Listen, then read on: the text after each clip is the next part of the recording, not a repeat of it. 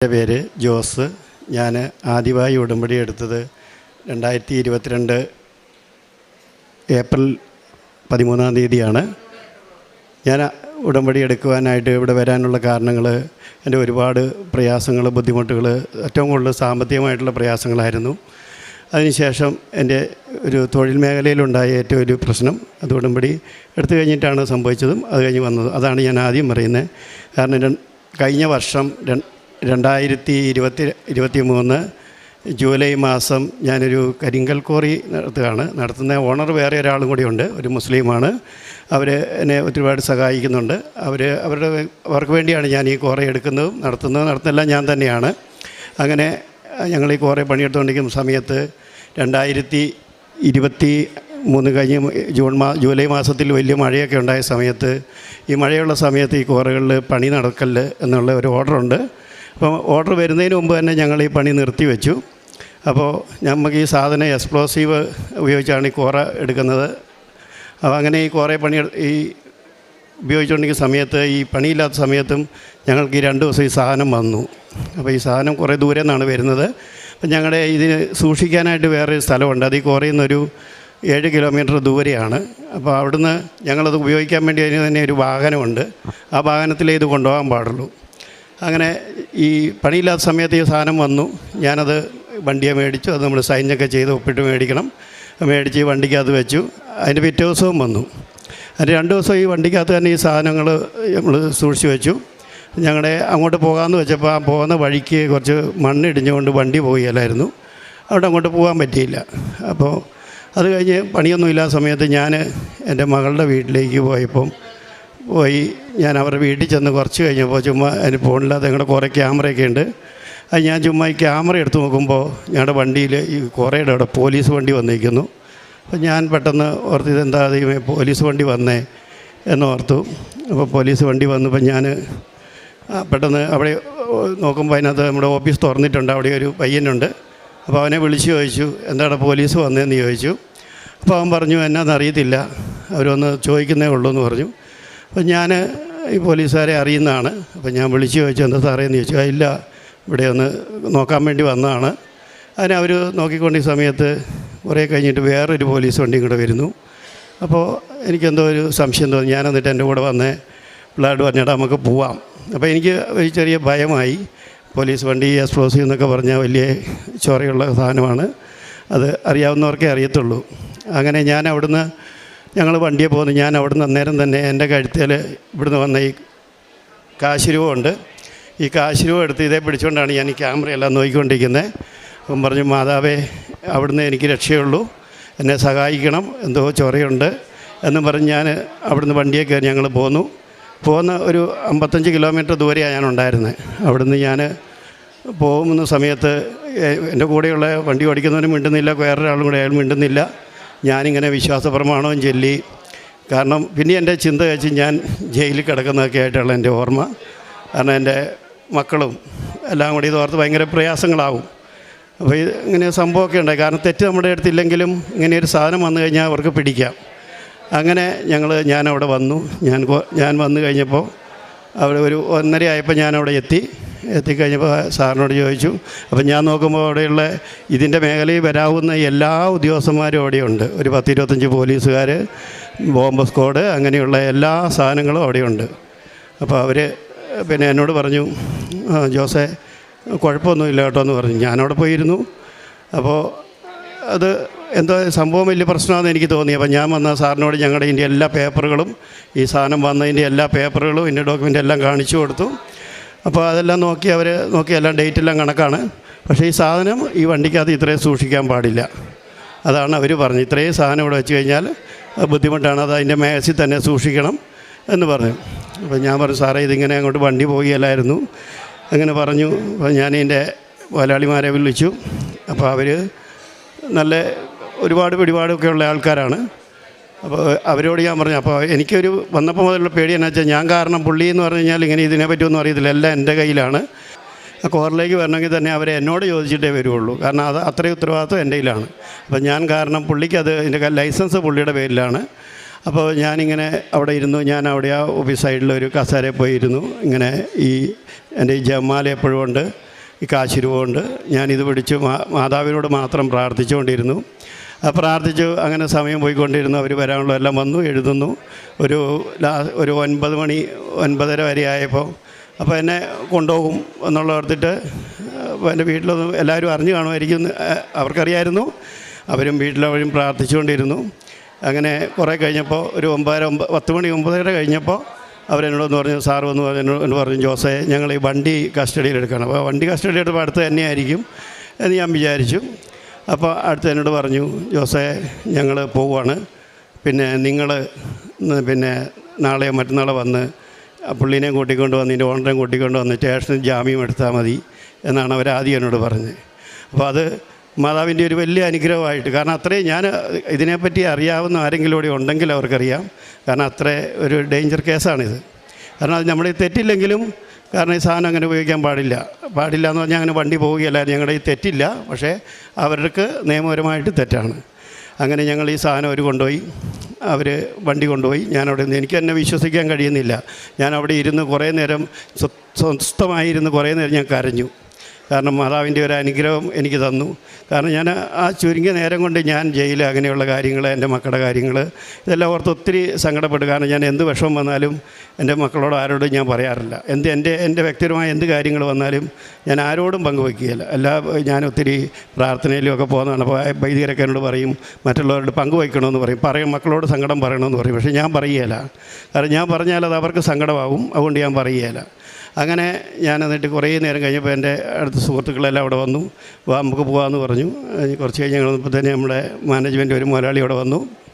പുള്ളി വന്ന് പറഞ്ഞു, കുഴപ്പമൊന്നുമില്ല, നമുക്ക് എല്ലാം ശരിയാവും, അത്ര അങ്ങനെ ആയല്ലോ. അപ്പോൾ ഞാൻ പറഞ്ഞു, എല്ലാം മാതാവിൻ്റെ അനുഗ്രഹം കൊണ്ടാണ്. ഈ കുറേ ആദ്യം തുടങ്ങിയപ്പോഴും ഞാനിവിടെ വന്നിട്ട് ഈ ഉടമ്പടി എടുത്തതിന് ശേഷമാണ് ഞങ്ങൾക്ക് ആ കുറേ ആദ്യം തുടങ്ങാൻ പറ്റിയത്. കാരണം ഇവിടുന്ന് ഞാൻ കൊണ്ടുവന്ന ഉപ്പും എല്ലാം അവിടെ കൊണ്ടിട്ട് വിശ്വാസപ്രകടനം ചൊല്ലി രാവിലെ തൊട്ട് ഉച്ച വരെയൊക്കെ തന്നെ ഞാൻ അവിടെ ഇരിക്കുമായിരുന്നു. അങ്ങനെ ഞങ്ങൾ പിറ്റേ ദിവസം സ്റ്റേഷനിൽ ചെന്നു. അപ്പോൾ അവിടെ ചെന്ന് കഴിഞ്ഞപ്പോൾ ഇവർക്ക് ഒരു 24 മണിക്കൂറിനുള്ളിൽ ഈ വണ്ടി അവിടുന്ന് ഇത് എവിടെയെങ്കിലും മാറ്റി വയ്ക്കണം, അല്ലെങ്കിൽ ഇത് സ്ഫോടക വസ്തുവാണ്, സ്റ്റേഷനിൽ സൂക്ഷിക്കാൻ കഴിയില്ല. അപ്പോൾ അവർ ഞങ്ങളോട് പറഞ്ഞു, അവർ വേറെ കുറേ സ്ഥലത്ത് അന്വേഷിച്ചു. ഇത് മാഗസിൻ എന്ന് പറഞ്ഞ സ്ഥലത്ത് മാത്രമേ ഇത് ഉപയോഗിക്കാൻ പറ്റുള്ളൂ. പക്ഷേ അങ്ങനെയുള്ള സ്ഥലങ്ങളിലൊന്നും ഇല്ല, എല്ലാവർക്കും അവരുടെ സ്റ്റോക്കുള്ളതേ ഉള്ളൂ. ഞങ്ങളുടേത് വലിയ കൂടിയ സ്റ്റോക്കുള്ള സ്ഥാപനമാണ് ഞങ്ങളുടേത്. അങ്ങനെ അവർ പിറ്റേ ദിവസം ഞങ്ങളോട് തന്നെ അന്ന് വൈകിട്ട് രാത്രിയിൽ അവിടുന്ന് പിന്നെ DSP ഓഫീസിൽ വിളിച്ച് പറഞ്ഞു, നിങ്ങളുടെ സാധനങ്ങൾ നിങ്ങളുടെ സ്ഥലത്ത് തന്നെ സൂക്ഷിച്ചുകൊള്ളുക. അപ്പോൾ അതും ഞങ്ങൾക്ക് തന്നെ ഞങ്ങളുടെ മേസിൽ കൊണ്ടുപോയി അവർ സൂക്ഷിക്കാൻ തന്നു കഴിഞ്ഞ ശേഷം ഞങ്ങൾ എൻ്റെ കൂട്ടിക്കൊണ്ടുപോയി അതിൻ്റെ എല്ലാ ഉത്തരവാദിത്വങ്ങളും നമ്മളൊരു പേപ്പറിൽ എഴുതി ഒപ്പിട്ട് മേടിക്കും. കാരണം അത് അവിടുന്ന് പിന്നെ നഷ്ടപ്പെട്ടാലും അതിൻ്റെ ഉത്തരവാദി പിന്നെ ഞാനായിരിക്കും. പിന്നെ ഇതുപോലെയുള്ള യാതൊരു ആനുകൂല്യം കിട്ടിയല്ല. അങ്ങനെ അവിടെ നമ്മൾ 2 സെക്യൂരിറ്റിയൊക്കെ ഉണ്ട്, അവിടെ വെച്ചിട്ട് പോന്നു. അത് കഴിഞ്ഞ് 10 ദിവസം ഞങ്ങളുടെ കുറേ അവിടെ ഒരു സീൽ ചെയ്ത് പോയി പണി നിർത്തിവെച്ചു. 10 ദിവസം ശേഷമാണ് ഞങ്ങളുടെ കേസെടുക്കുന്നത്. അപ്പോൾ ഞാൻ കേസെടുക്കാൻ പോയപ്പോൾ ഞാൻ അവരോട് പറഞ്ഞു, നമുക്ക് കേസ് വാദിക്കുന്നത് മാതാവും വിധി പറയുന്നത് ഈശോയുമായിരിക്കും. അതുകൊണ്ട് പിന്നെ സിയാദ് എന്നാണ് പുള്ളിയുടെ പേര്. നിങ്ങൾ സങ്കടപ്പെടേണ്ട, എല്ലാം ശരിയാവും. അങ്ങനെ പോയി 13ാമത്തെ ദിവസം ഞങ്ങൾക്ക് കൃത്യം അതിൻ്റെ ഓർഡർ കിട്ടുകയും ഞങ്ങളുടെ പണി തുടങ്ങുകയും ചെയ്തു. അതിന് മാതാവിന് ഒത്തിരി നന്ദി പറയുന്നു. അതുപോലെ തന്നെ അടുത്തതിൻ്റെ സാക്ഷ്യം, ഞാൻ ഇതിനൊക്കെ ഇവിടെ ഈ കൃപാസനത്തിൽ വരാൻ വേണ്ടി കാരണം, ഞാൻ ആദ്യം കുറേയൊക്കെ ഉണ്ടായിരുന്നു, അത് നഷ്ടപ്പെട്ടു. എല്ലാം കുറേ സാമ്പത്തികമായി തകർന്നിരിക്കുന്ന സമയത്ത് പണിയൊന്നുമില്ലായിരുന്നൊരു വീടൊക്കെ വെച്ചു. ആ വീടൊക്കെ വെച്ചു. വീടിനകത്ത് ഒരുപാട് സാമ്പത്തിക പ്രയാസങ്ങളും ബുദ്ധിമുട്ടുകളുണ്ടായി. മക്കളൊക്കെ പഠിച്ചെങ്കിലും ആർക്കും ജോലിയില്ല. ഒരു മോളുടെ മാത്രം കല്യാണം കഴിഞ്ഞുള്ളൂ. അപ്പോൾ 2 പേര് BSc നേഴ്സിംഗ് പഠിക്കുന്നു. അപ്പോൾ അതുകൊണ്ട് ഞാൻ ആകെ ബുദ്ധിമുട്ടായിരിക്കുന്ന സമയത്ത് എൻ്റെ ഈ വീട് താഴെ ഞാൻ പഴയ താമസിച്ചൊരു വീടുണ്ട്, അതൊന്ന് വിൽക്കാൻ വേണ്ടി ഞാൻ ആഗ്രഹിച്ചു. അപ്പോൾ ആര് വന്നാലും അതിന് വില കിട്ടില്ല, കാരണം ഒരു 50 മീറ്റർ അങ്ങോട്ട് വഴിയില്ല. അങ്ങനെ അത് കഴിഞ്ഞ് ഞാനിങ്ങനെ പ്രാർത്ഥിച്ച് ഞാനെന്നും ഈ ഉപ്പ് എടുത്തുകൊണ്ട് പോയിട്ട് ഞാൻ അവിടെ പോയി ആരും കാണാതെ, കാരണം ഞാൻ ആരും കാണാതെ ഞാൻ പോകുന്നത്. അപ്പം ഞാൻ തന്നെ അവിടെ പോയി അതിനകത്ത് കയറി കഥ കടച്ച് അതിനകത്ത് ഇരുന്നിട്ട് പിന്നെ ജപമാലയും ചൊല്ലി ഈ ഉപ്പും വീടിന് ചുറ്റും ഇട്ടിട്ട് പോന്നു. കൃത്യം ഞാൻ ആ ഉപ്പിടാൻ തുടങ്ങിയിട്ട് 3ാമത്തെ ദിവസം എനിക്ക് ആ വീട് വിൽക്കാൻ സാധിച്ചു.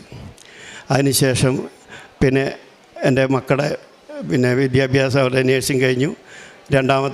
രണ്ടാമത്തോളെ പിന്നെ OIT എഴുതി. ആദ്യത്തെ OIT എഴുതി അവൾ തോറ്റു. അപ്പോൾ അവൾ ഓരോ OIT നോക്കുമ്പോഴും ഞാൻ മാതാവിന് നന്ദി പറയും. കാരണം അവളിപ്പോൾ OIT എഴുതി അയച്ചു കഴിഞ്ഞാൽ, കാരണം ഞാൻ പറയും നീ ഇപ്പോൾ പോയാൽ നിനക്ക് കിട്ടുന്നത് ശരിയായിരിക്കുകയില്ല, അതുകൊണ്ട് നിന്നെ തോൽപ്പിക്കുന്നതാണ്, അല്ലാണ്ട് മാതാവിന് ഇഷ്ടമില്ലായിട്ടല്ല. കാരണം അതുപോലെ മാതാവ് ഞങ്ങളെ അനുഗ്രഹിച്ചിട്ടുണ്ട്. അങ്ങനെ അവൾ കഴിഞ്ഞ് അവളുടെ OIT എഴുതി കഴിഞ്ഞ ശേഷം 3 പ്രാവശ്യം OIT എഴുതി കഴിയുമ്പോൾ ഞാൻ എൻ്റെ പണിയൊക്കെ ഉണ്ടായിരുന്നുകൊണ്ടും അത് കഴിഞ്ഞ് സ്ഥലം വിൽപ്പന കഴിഞ്ഞ് വീണ്ടും എൻ്റെ കോറ തുടങ്ങിയായിരുന്നു. അത് കഴിഞ്ഞ് അവിടെ പണിയുണ്ടായിരുന്നു. സാമ്പത്തികം വന്നപ്പോൾ ഞാൻ എൻ്റെ മോളുടെ 2ാമത്തെ മോളുടെ കല്യാണം കഴിച്ചു. അവളെ കഴിച്ചു വിട്ട് തൊട്ടടുത്ത് തന്നെയായിരുന്നു. അത് ഒരു അത്ഭുതമാണ്. കാരണം എൻ്റെ തറവാടിൻ്റെ അടുത്ത് ഒരു ഫോർട്ടിനകത്ത് 2 വീടുള്ളതാണ്. അതിനകത്ത് തൊട്ടടുത്ത വീട്ടിലാണ്. അത് അവർ നേരത്തെ ഇഷ്ടമായിരുന്നു. അപ്പോൾ അങ്ങനെ ആ കല്യാണം കഴിഞ്ഞു. അപ്പോൾ കല്യാണം ഞാൻ വീട്ടിൽ പറഞ്ഞ അവളുടെ കല്യാണം കഴിക്കാനുള്ള നമ്മൾ ഒരു സാമ്പത്തികം വന്ന കല്യാണം കഴിഞ്ഞു. കല്യാണം കഴിഞ്ഞ ശേഷം അവൾ OIT എഴുതി. അങ്ങനെ അവൾ OIT എഴുതി 7ാമത്തെ പ്രാവശ്യമാണ് അവൾ പാസ്സാകുന്നത്. അവൾ 7ാമത്തെ പ്രാവശ്യം ഫുള്ള് എല്ലാ മാർക്കോടുകൂടി അവൾ ജയിച്ചു. അവൾക്ക് പിന്നെ എല്ലാം പെട്ടെന്നായിരുന്നു. അവൾക്ക് പെട്ടെന്ന് പോയി. കഴിഞ്ഞ മെയ് 15 അവൾ UK പോയി. അവൾ UK പോയി. അവിടെ ജോലി പ്രവേശിച്ചു. അപ്പോൾ അവിടെ ചെന്ന് കഴിയുമ്പോൾ അവളോട് അവിടെയുള്ളവർ പറഞ്ഞു, ഇപ്പോൾ നിങ്ങൾ ചെന്നത് അവിടെ ഇലക്ഷനൊക്കെ ഇപ്പോൾ ഇവിടുത്തെ ലാസ്റ്റ് ബാച്ചാണ് നിങ്ങൾ വന്നത്, ഇനിയിപ്പോൾ ഉടനെയൊന്നും ആൾക്കാരെ അങ്ങോട്ട് എടുക്കുന്നില്ല എന്ന് പറഞ്ഞു. കാരണം അത് അവളുടെ നാത്തൂനൊക്കെ പോകാൻ വേണ്ടി കുറേ പരീക്ഷ എഴുതി ഇവളോട് എഴുതിയിട്ട് അവൾക്കൊന്നും കിട്ടിയിട്ടില്ല. കുറേ പിള്ളേർ ഞാൻ അറിയുന്നത് തന്നെയുണ്ട് UK പോകാൻ ബുദ്ധിമുട്ടായിട്ട് പോകാൻ പറ്റാതിരിക്കുന്നവരുണ്ട്. ഇവർ ചെന്നു. അപ്പോൾ ഇവരുടെ കഴിഞ്ഞ ആഴ്ചയായിരുന്നു അവിടുത്തെ ഹോക്കി പരീക്ഷ, അവിടെ നിലനിൽപ്പിൻ്റെ അവിടുത്തെ പരീക്ഷ എഴുതാൻ പോയപ്പോൾ ഞാൻ പറഞ്ഞു നീ ഒന്നും പേടിക്കണ്ട, മാതാവ് കൂടെയുണ്ട്. അവളും എടുത്തിട്ടുള്ളതായിരുന്നു. ഞങ്ങൾ ഉടമ്പടി എന്ന് പറഞ്ഞു കഴിഞ്ഞാൽ ഞാൻ 25 പ്രാവശ്യം ഇവിടെ വന്നിട്ടുണ്ട്. 25 പ്രാവശ്യം വരുമ്പോഴും എനിക്ക് ഏറ്റവും വലിയ അനുഗ്രഹം എന്നാന്ന് ചോദിച്ചാൽ, ഞാൻ വരുമ്പോൾ ഒരു 10 പേരെങ്കിലും ഞാൻ കൂട്ടത്തിൽ കൊണ്ടുവന്നിട്ടുണ്ട്. അതിൻ്റെ കൂടെ കഴിഞ്ഞ വർഷത്തെ ജപമാല റാലിയിൽ ഒരു ബസ്സിനാളെ ഞാൻ കോറയിലുള്ള എല്ലാവരെയും കൂടെ കൊണ്ടുവരാൻ സാധിച്ചിട്ടുണ്ട്. ഞാൻ പറയാം. അതിന് എന്തായാലും എൻ്റെ മോള് ആ ഹോക്കി പരീക്ഷയിൽ അവൾക്ക് പരീക്ഷയിലും അവൾ വിജയിച്ചു. അവൾ പറഞ്ഞ അവളുടെ കൂട്ടുകാരി ഞാൻ പറഞ്ഞു എല്ലാവരും വിജയിക്കും, ഞങ്ങൾ പ്രാർത്ഥിക്കുന്നുണ്ട്, മാതാവ് കേൾക്കും. എന്തായാലും ഭയങ്കര ബുദ്ധിമുട്ടായിരുന്നു. അവൾ പറഞ്ഞ് ഞാൻ തോക്കും, എന്നാലും ചാൻസ് ഉണ്ട്.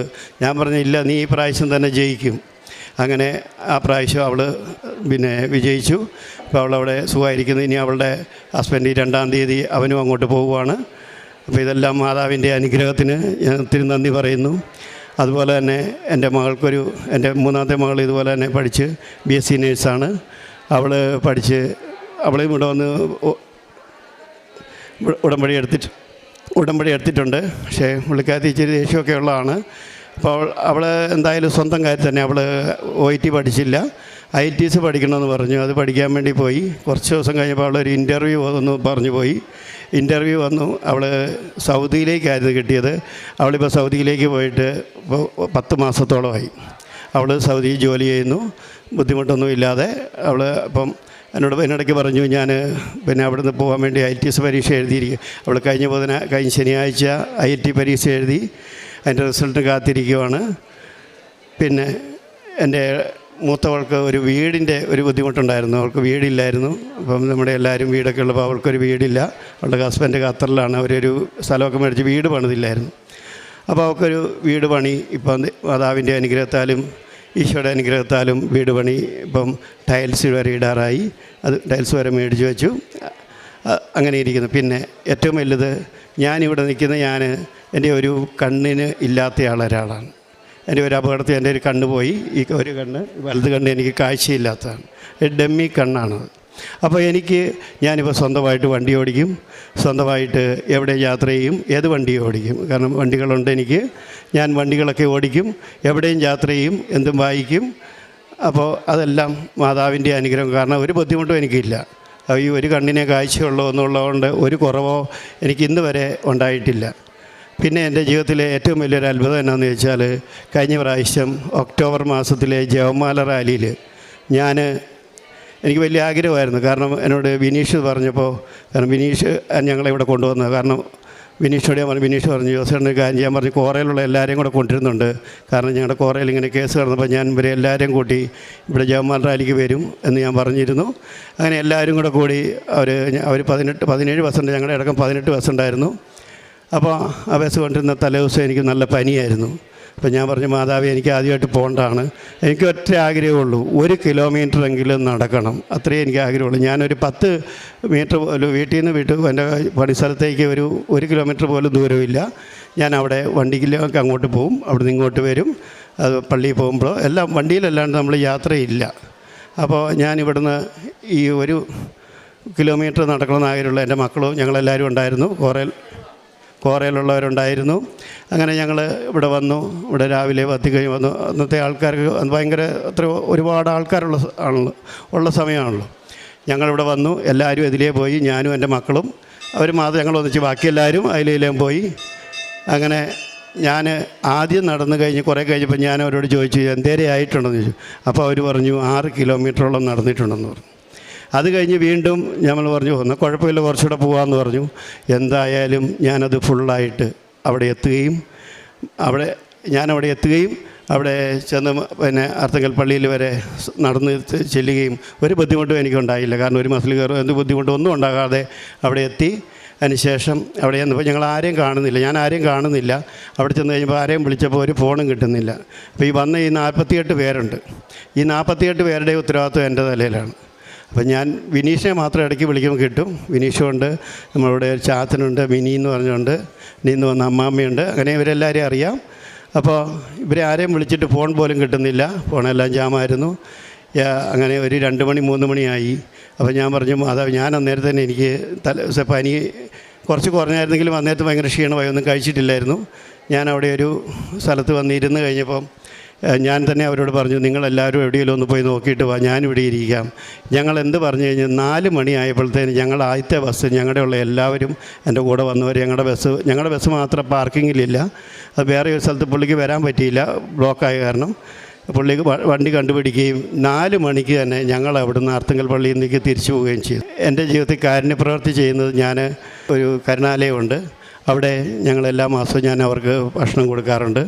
പിന്നെ എൻ്റെ അടുത്തുള്ള ആര് ചോദിച്ചാലും ഞാൻ അവർക്ക് കൊടുക്കാറുണ്ട്. ബൈബിളിൽ പറഞ്ഞ പോലെ, നീ ഇനിയും കടം മേടിക്കാനിട വരുത്തില്ല, നിനക്ക് കടം വാങ്ങേണ്ടി വരികയില്ല എന്നുള്ള ഒരു തിരുവചനവും കൂടെ ഞാൻ ഈ സമയം ഓർക്കുകയാണ്. കാരണം ഞാൻ എന്നെക്കൊണ്ട് പറ്റുന്ന രീതിയിൽ ഞാൻ ഒരുപാട് സഹായങ്ങൾ ചെയ്യാറുണ്ട്. പിന്നെ എൻ്റെ ജീവിതത്തിൽ ഒരു വലിയ അത്ഭുതം നടന്നത് എന്നാന്ന് വെച്ചാൽ, ഞാനൊരു കിണർ കുത്തി. കാരണം ഞങ്ങൾ കുഴൽക്കിണറായിരുന്നു. ഒരു കിണർ കുത്തി കഴിഞ്ഞ മാർച്ചിൽ. അപ്പം മെയിലായപ്പം അതിനകത്ത് വെള്ളം കണ്ടു, 15 പോലെ തന്നെ ഇഷ്ടംപോലെ വെള്ളം കണ്ടു. ഞാൻ കിണർ കുത്താൻ തുടങ്ങിയപ്പോൾ തന്നെ ഒരു സ്ഥലം ഞങ്ങൾക്കില്ലായിരുന്നു. ആ സ്ഥലം ഞാൻ മേടിക്കുമായത്. അപ്പോൾ 5 സെൻറ്റ് സ്ഥലം ചോദിച്ചു, ഞാൻ ഒരു കിണർ കുത്താൻ വേണ്ടി മേടിച്ചു. അത് 1/2 ഏക്കർ മേടിക്കാൻ എനിക്ക് മാതാവ് അനുഗ്രഹിച്ചു. അപ്പോൾ അതിനകത്ത് ഒന്നിച്ച് അവർ ആ സ്ഥലം കൊടുക്കുള്ളൂ എന്ന് പറഞ്ഞു. അതുകൊണ്ട് 1/2 ഏക്കർ സ്ഥലവും ഞാൻ ഒന്നിച്ച് മേടിച്ചു. അതിനകത്തൊരു കിണർ കുത്തിയിൽ വെള്ളം കണ്ടു. ഞാൻ പറഞ്ഞു, ഞാനെന്നും രാവിലെ ആ കിണർ കുത്താൻ സ്ഥാനം കണ്ടു ശേഷം എന്നും അതിനകത്ത് കൊണ്ടുപോയി ഞാൻ ഉപ്പ് ഇട്ടിട്ട് പ്രാർത്ഥിക്കും. അതിന് 13 കോലിന് വെള്ളം കാണും, 15 കോല് വരെ കുത്തണമെന്ന് പറഞ്ഞു. അങ്ങനെ കൃത്യം 12 കോല് കഴിഞ്ഞപ്പോൾ വെള്ളം കിട്ടി. 15 കോലായപ്പോൾ വെള്ളം ഇഷ്ടം പോലെ കണ്ടു. അന്നേരം ഞാൻ ചോദിച്ചാൽ, അതിൻ്റെ അടി മണ്ണ് കുറച്ച് ഇളയിട്ടല്ല, എന്താ ചെയ്യേണ്ടതെന്ന് ചോദിച്ചാൽ പുള്ളി പറഞ്ഞു, അടി മാത്രം കുറച്ച് കെട്ടാമെന്ന് പറഞ്ഞു. ആ അടി മാത്രം കുറച്ച് കെട്ടി. മഴയൊക്കെ പെയ്തു. ഈ മഴയത്ത് ആദ്യത്തെ മഴയ്ക്ക് അത് തികച്ചു ഇടിഞ്ഞു പോയി. അത് മൊത്തം ഇടിഞ്ഞു. അപ്പം എനിക്ക് പേടിയായി. അതിൻ്റെ തൊട്ട് പറയാൻ ഞങ്ങളുടെ വീടിൻ്റെ വലിയൊരു കെട്ടൊക്കെ ഉണ്ട്, ഇതെല്ലാം കൂടി ഇടിയുമോ? അങ്ങനെ പെട്ടെന്ന് ഞാൻ ഒരാളെ വിളിച്ചു ചോദിച്ചു. അപ്പോൾ അവർ വന്നു. അതിനകത്തോട്ട് ഇറങ്ങാൻ പോലും ആർക്കും പറ്റില്ല, ഒരു 2-3 ആൾക്കാർക്ക് നീളത്തിൽ കയറി പോവാം. അങ്ങനെ എന്തായാലും അടുത്തൊരാൾ വന്നു, കുറേ ആൾക്കാർ വന്നു. ഒരാഴ്ച പണിയെടുത്തു. ഫുള്ള് റിങ് ഇറക്കി, അത് പിന്നെ ഉപയോഗം ക്ലിയറാക്കി തരികയും ചെയ്തു. ഇനിയും എനിക്ക് പറയാനാണെങ്കിൽ ഒത്തിരി ഉണ്ട്. കാരണം ഞങ്ങളെന്നും പ്രാർത്ഥിക്കുമ്പോൾ ഇതുവരെ എൻ്റെ ജീവിതത്തിൽ ഞാൻ ഇന്ന് വരെ ഈ ഉടമ്പടി എടുത്ത് 2022 13-ാം തീയതി എടുത്ത് ഇതുവരെ ഈ പ്രാർത്ഥന മുടങ്ങിയിട്ടില്ല. എല്ലാ ദിവസവും രാവിലെയും വൈകുന്നേരം മുടങ്ങാതെ ഈ പ്രാർത്ഥന ചൊല്ലിയിട്ടുണ്ട്. അതുപോലെ രാവിലെയും വൈകിട്ടും ഞാൻ ഈ തേനും ഉപ്പും പിന്നെ എണ്ണയും ഞാനും എൻ്റെ മോളുടെ കൊച്ചിനും ഇത് ഒരു ദിവസം പോലും മുടങ്ങാണ്ട് അവളെന്നും വരും. കുരിശ് വരെ കഴിയുമ്പോൾ ഈ എണ്ണ തേക്കാണ്ട് ഇതുവരെ ഞാനും കിടക്കാറില്ല. അപ്പോൾ ഇതുവരെ ദൈവം സഹായിച്ച് എപ്പോഴും പിള്ളേർക്ക് രോഗങ്ങളൊക്കെ ഉണ്ടാകുന്നു. ഇതുവരെ അവർക്ക് ഒരു വലിയ ബുദ്ധിമുട്ടുകളൊന്നും ഉണ്ടായിട്ടില്ല. ഞങ്ങൾക്ക് ആർക്കും വരെ ഉണ്ടായിട്ടില്ല. മക്കളും ഞങ്ങളെല്ലാവരും പരിശുദ്ധ അമ്മയുടെ അനുഗ്രഹത്താൽ ഒത്തിരി അനുഗ്രഹം തന്നു. മാതാവിനും ഈശോയ്ക്കും നന്ദി പറയുന്നു. അതുകൂടെ ഞാൻ ഈ താമസിച്ചു പോയതിന് കാരണം ഒത്തിരി അനുഗ്രഹങ്ങൾ കിട്ടി. ഇത് എനിക്ക് പറയാൻ പറ്റാത്ത എത്ര അനുഗ്രഹങ്ങളുണ്ട്. ഇത് ഞാൻ പറഞ്ഞത് ഏതൊക്കെ കുറേ കുറവുണ്ട്. അപ്പോൾ തൊഴിൽ മേഖലകൾ തന്നെ ഒത്തിരി പ്രാവശ്യം നിന്ന് പോയായിരുന്നു തുടങ്ങിയായിരുന്നു. ഇപ്പോൾ വീണ്ടും നിന്ന് കിടക്കുവാണ്. അപ്പം ഞാനിത് തുടരാനായിട്ട് ഇനിയും വരണ്ടും. അപ്പോൾ എൻ്റെ മോളുടെ IT പരീക്ഷയുണ്ട്. അതിൻ്റെ റിസൾട്ട് അടുത്ത ആഴ്ച വരുള്ളൂ. അപ്പം മാതാവിൻ്റെ അനുഗ്രഹത്താൽ എനിക്ക് ഇനിയും സാക്ഷ്യം പറയാൻ കഴിയുമെന്ന് ഞാൻ വിശ്വസിക്കുന്നു. അതുകൊണ്ട് എനിക്കത് എല്ലാ അനുഗ്രഹങ്ങൾക്കും എനിക്ക് പരിശുദ്ധ അമ്മയോടും ഈശോയോടും കൊടാനുകൂടി നന്ദി പറഞ്ഞുകൊണ്ട് ഞാൻ നിർത്തുന്നു. സങ്കീർത്തന പുസ്തകങ്ങൾ വായിക്കുമ്പോൾ നമ്മൾ ഓർക്കേണ്ട ഒരു കാര്യമുണ്ട്. ഇസ്രായേൽ ജനം അവരുടെ ജീവിതത്തിൻ്റെ ഓരോ അവസ്ഥകളിലും ദൈവത്തോട് പ്രാർത്ഥിച്ചത് എങ്ങനെയാണോ അതാണ് സങ്കീർത്തനങ്ങളായിട്ട് രൂപപ്പെട്ടത്. സങ്കീർത്തന പുസ്തകം 118 വിജയം ലഭിച്ചതിന് നന്ദിയായിട്ട് പാടുന്ന സങ്കീർത്തനമാണ്. അതിൻ്റെ 6-ാം വാക്യത്തിൽ നമ്മളിങ്ങനെ കാണുന്നുണ്ട്: കർത്താവിൻ്റെ പക്ഷത്തുണ്ട്, ഞാൻ ഭയപ്പെടുകയില്ല, മനുഷ്യന് എന്നോട് എന്ത് ചെയ്യുവാൻ കഴിയും. പ്രിയമുള്ളവരെ, നമ്മളുടെ മുൻപിൽ ജോസഫ് എന്ന സഹോദരനാണ് തൻ്റെ ഉടമ്പടി ജീവിത സാക്ഷ്യം പങ്കുവയ്ക്കുന്നത്. ഈ സഹോദരനും നമ്മളോട് ധീരമായിട്ട് പറയുന്നതും ഇതുതന്നെയാണ്: കർത്താവിൻ്റെ പക്ഷത്തുണ്ട്, മനുഷ്യൻ എന്നോട് എന്ത് ചെയ്യുവാനായിട്ട് കഴിയും. ഈ സഹോദരൻ പറയുന്നത് ഇങ്ങനെയാണ്: ഈ സഹോദരന് ഒരു ക്വാറിയുണ്ട്. അതിൻ്റെ നിയമപരമായിട്ട് കൈവശം വയ്ക്കാവുന്ന എക്സ്പ്ലോസീവ് സാധനങ്ങൾ കയ്യിലുണ്ട്. പക്ഷേ മണ്ണിടിച്ചിൽ കാരണം അത് വെക്കേണ്ട സ്ഥലത്ത് എത്തിക്കുവാനായിട്ട് സാധിക്കാതെ പോകുന്നു. മറ്റൊരു സ്ഥലത്ത് വെക്കുമ്പോൾ പോലീസുകാർ വരുന്നു. അത് നിയമപരമായിട്ട് വലിയ പ്രശ്നമായിട്ട് മാറുന്നു. പക്ഷേ ഈ സഹോദരൻ നമ്മളോട് പറഞ്ഞു: ഞാൻ ആ സമയത്തൊക്കെ പരിശുദ്ധ അമ്മയുടെ കാശുരൂപവും ഉടമ്പടി കാശുരൂപവും കയ്യിൽ പിടിച്ചുകൊണ്ട് പ്രാർത്ഥിക്കുകയായിരുന്നു. ഒരു പ്രശ്നവുമില്ലാതെ ആ കാര്യം തീർന്നു പോയി എന്ന് പറയുമ്പോൾ നമ്മൾ തിരിച്ചറിയണം, ഇത്ര വലിയ ഒരു കുറ്റം ഈ സഹോദരൻ്റെ ഭാഗത്ത് നിന്ന് അറിയാതെ സംഭവിക്കുമ്പോൾ അത് നിഷ്കളങ്കമായിട്ട് പരിശുദ്ധ അമ്മയുടെ സന്നിധിയിൽ പറഞ്ഞ് പ്രാർത്ഥിക്കുമ്പോൾ പരിശുദ്ധ അമ്മ എങ്ങനെയാണ് അതിനെ ഏറ്റെടുക്കുന്നതെന്നും അതെത്ര നിസ്സാരമായിട്ട് മാറ്റിക്കളയുന്നുവെന്നും നമുക്ക് ഈ മനുഷ്യൻ്റെ ഉടമ്പടി ജീവിത സാക്ഷ്യത്തിൽ നിന്ന് കേൾക്കുവാനായിട്ട് സാധിക്കുന്നു എന്നുള്ളതാണ്. അതുപോലെ തന്നെ ഈ സഹോദരൻ്റെ ജീവിതത്തിലെ ഒത്തിരിയേറെ കാര്യങ്ങൾ നമ്മളോട് പങ്കുവയ്ക്കുകയായിരുന്നു. സ്ഥലത്തിൻ്റെ വിൽപ്പനയും മക്കളുടെ പഠനത്തിൻ്റെ കാരണവും അതുപോലെ തന്നെ തൻ്റെ കണ്ണിൻ്റെ കാഴ്ചയുടെ അവസ്ഥയുമൊക്കെ ഈ സഹോദരൻ പങ്കുവയ്ക്കുകയായിരുന്നു. ഉടമ്പടി ജീവിതത്തിൽ വിശ്വസ്തയോടുകൂടി ജീവിക്കുവാനായിട്ട് നമ്മൾ തയ്യാറാകുമ്പോഴാണ് നമ്മുടെ ജീവിതം ദൈവത്തിൻ്റെ മുൻപിൽ അംഗീകരിക്കപ്പെട്ട ജീവിതമായിട്ട് മാറുന്നത്. ഏറ്റവും വലിയ ബോധ്യം ഈ സഹോദരൻ ലഭിച്ചത് ഇങ്ങനെയാണ്: പരിശുദ്ധ അമ്മ നമ്മളുടെ കേസ് വാദിക്കും, ഈശോ നമ്മൾക്ക് വേണ്ടി വിധി പറയും. പ്രിയമുള്ളവരെ, ഇങ്ങനെ ഒരു ബോധ്യം ആഴമായ വിശ്വാസ ജീവിതമുള്ള ഒരു വ്യക്തിക്ക് മാത്രം ലഭിക്കുന്ന ഒന്നാണ്. അപ്പോൾ ഉടമ്പടി ജീവിതത്തിൽ ആഴപ്പെട്ടുകൊണ്ട് ശരണപ്പെടുമ്പോഴാണ് നമ്മളുടെ ജീവിതത്തിൽ വ്യക്തമായിട്ടുള്ള അത്ഭുതങ്ങളും അടയാളങ്ങളും നമുക്ക് കാണുവാനായിട്ട് സാധിക്കുന്നത്. ഈ സഹോദരൻ്റെ ജീവിതത്തോട് ചേർന്ന് നിന്നുകൊണ്ട് നമുക്ക് ദൈവനാമത്തെ മഹത്വപ്പെടുത്താം. ഈ സഹോദരനും കുടുംബത്തിനും ദൈവം ചൊരിഞ്ഞ എല്ലാ അനുഗ്രഹങ്ങൾക്കും നമുക്ക് നന്ദി പറയാം. ഈ സഹോദരനോട് ചേർന്നുകൊണ്ട് പരിശുദ്ധ അമ്മയ്ക്കും തിരുക്കുമാരനും നന്ദി പറഞ്ഞ് ഇരുകരങ്ങളും അടിച്ച് നമുക്ക് ദൈവനാമത്തെ മഹത്വപ്പെടുത്താം.